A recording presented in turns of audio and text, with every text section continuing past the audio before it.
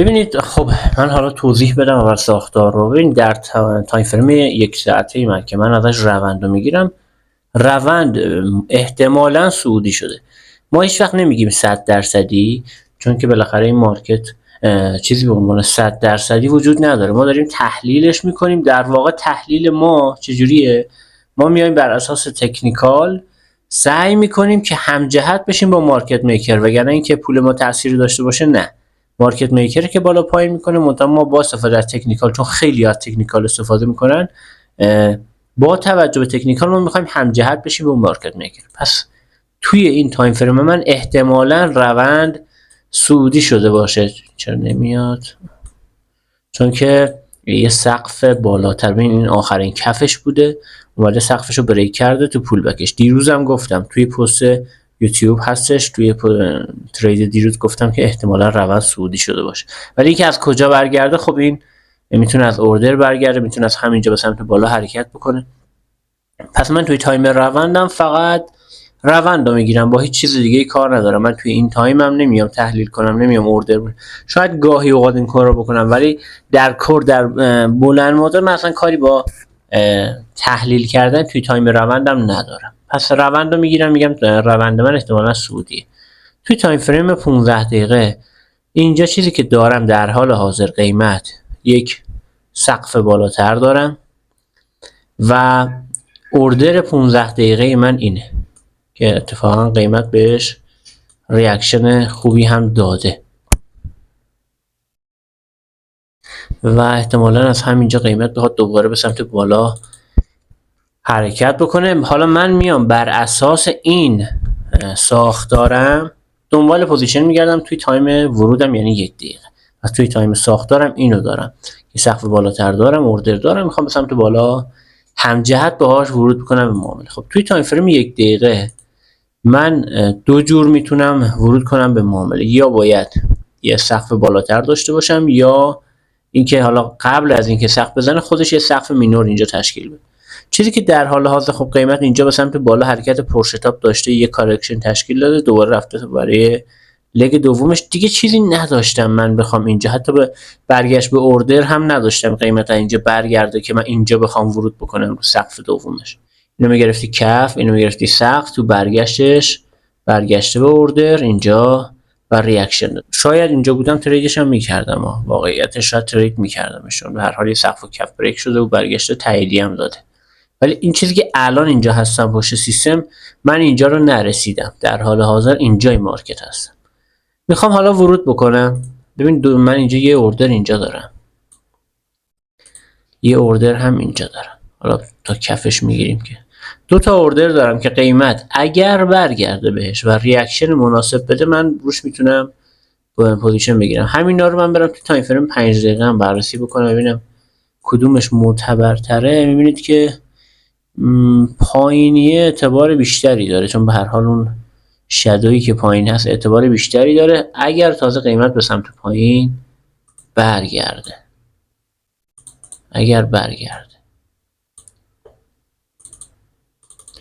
یعنی میشد گفت تنها جایی که موقعیت معاملاتی داشته همین کف بوده که ما نبودیم دیگه. اینجا موقعیت خوبی بوده برای پوزیشن گرفتن. فعلا حالا صبر میکنم تا اگر قیمت به این شکل عمل کرد من اینجا تاییدیه بگیرم برای بایش. کل ساختار همینه ها. ببینید هر چیزی که هر روز باش ترید میکنم همینه. ساختارم به سمت بالا، دیدم کامل درست، همجهت با روندم. من ترند خیلی استفاده نمی کنم. گاهی اوقات مثلا اینو بگیرم سقف بالاتر، من از یه بخوام بکشم به این شکل. ببین این اومده یه کف جدید زده، ممکن احتمالاً سمت بالا باشه. تنها چیزی که من رو تو تایم 15 دقیقه بچه‌ها از این چیزی که داره اتفاق میفته به سمت بالا یه مقدار 2-2 شک ایجاد میکنه دارم، این نقدینگی هستش که اینجا به جا مونده و عجیبه که به جا مونده و نقدینگی اینجا جمع نشده. البته زیرش خورده شده ها، بخواید نگاه بکنید ببین اینجا رو این کفش با شادو کوچولو زده شده، ولی خب به هر حال چون خیلی استاپ رو یه مقدار واید تر میذارن ممکنه استاپ خیلی اصلا اینجا فعال نشده باشه. ببینیم مثلا موقعیت بهمون میده یا خیر. من پاوز میکنم کلیپ. خب بر نگشته فعلا قیمت، شاید هم بر نگرده. ببین همیشه اینجوری نیست که شما یه تحلیلی بکنی که دقیقاً مارکت همینجوری عمل بکنه. نه، گاهی اوقات مارکت طبق تحلیلت پیش نمیره. دیده درست اما بهت نقطه ورود نمیده. یه نقطه ورود داد و تمام، بقیه رو جا گذاشت. این یعنی پای مارکت میکر اینجا وسط، اونجا سفارشاتشو پر کرد و تمام به سمت بالا قیمت رو هلش داد. دقیقا از همونجا ما دیدمون همون تارگتمون هم تاچ شد، ولی خب نتونستیم ورود بگیریم. اینجا جاییه که شما دیگه نباید ترید بکنی. چرا؟ الان ببین من دیدم درست بوده سعودی، دیدگاه هم توی تایم ساختارم هم درست بوده، تاچ شد تارگت، اما نتونستم ورود بگیرم. من اینجا هر ورودی بکنم احتمال استاپش بالاست، چون دارم انتقامی حالت اینکه جا موندم از مارکت، میگم بذار یه پوزیشنی بگیرم، یه معامله بگیرم که سودم رو بگیرم از مارکت. همین دقیقاً به هم ضربه میزنه. اینا اون بحثای روانشناسیشه که حالا تو لایو مارکت داریم با هم صحبت میکنیم، اینا رو حواستون باشه. اگر جا موندی از مارکت دیگه پوزیشن نگیر، چون همش میشه یک حالتی که میخوای سریع وارد بشی و اینو جبران بکنی، این جا موندگی تو جبران بکنی، بدتر یه گندی بالا میاد که دیگه نمیشه جبرانش کرد.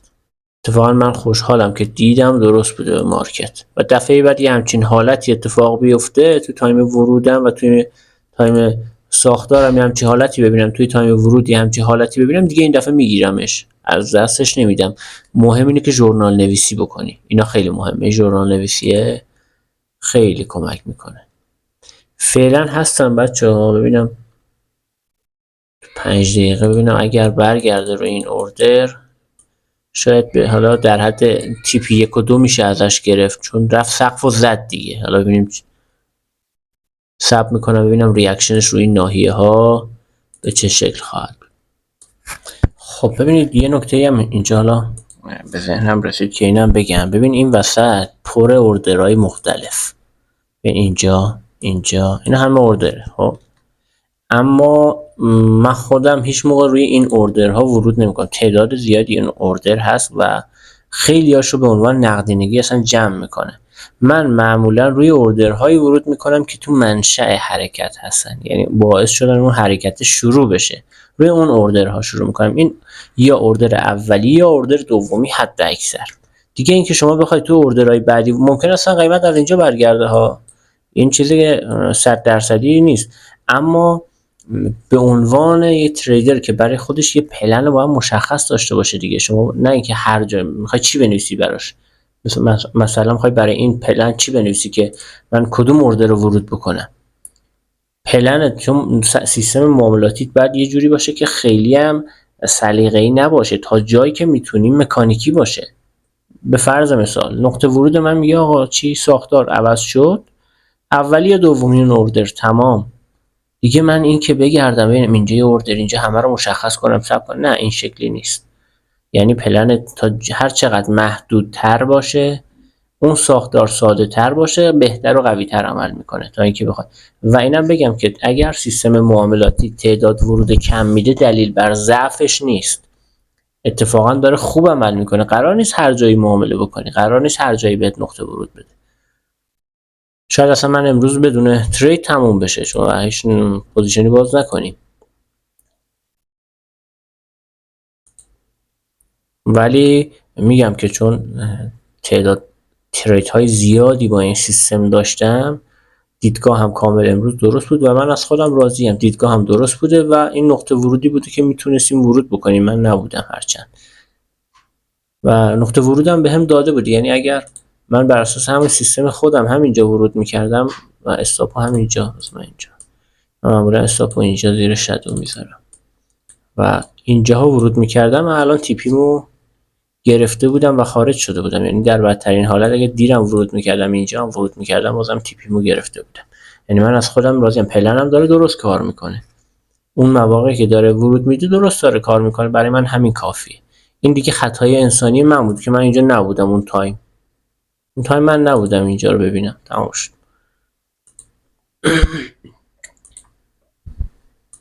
خب دوستان من امروز بدون ترید تمام میکنم کانال کلیپو و تریدی نداشتیم دیگه. ببین نقطه ورود دیدگاه همه چی درست بود، منتها برنگشت، خیلی شارپ حرکت کرد. شاید حالا بعدا برگرده. اگر برگشت اینجا من حالا اینو اضافه خواهم کرد بعدا. اگرم که برنگرده دیگه تمام.